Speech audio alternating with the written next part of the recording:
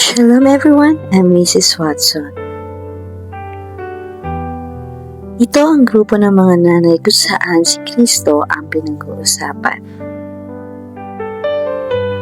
Isa sa nagpapatibay sa isang nanay ay palaging nananalangin sa Diyos at mayroong tamang relasyon sa Diyos. Alam mo ba kung bakit? Dahil ang nanay ang madalas na iwan sa loob ng tahanan at madalas siyang nakakasama ng mga anak sa loob ng tahanan. Sabi ni Jesus sa Juan 8:12, huling salita si Jesus sa mga tao, sinabi niya, "Ako ang ilaw ng sanlibutan.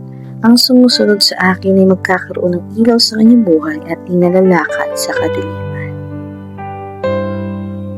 Kaya tinawag ang mga nanay bilang isang ilaw sa loob ng tahanan. Dahil si Kristo ay ilaw, ibig sabihin ang mga nanay ay dapat talagang lumakad ayon sa kalooban ng Diyos. Kaya marami sa loob ng tahanan ay pundido ang ilaw dahil ang nanay ay hindi naging ilaw. Mahina, nagloloko na dahil hindi niya naging ilaw si Kristo. Magsisimula lang ulit magliwanag ang isang tahanan kapag lumapit muli kay Kristo. Dahil sa kanya lang nanggagaling at nagsisimula ang liwanag. Kaya talagang dapat ang nanay ay laging nakakonektado sa nagbibigay ng ilaw at ayon ay si Kristo lamang.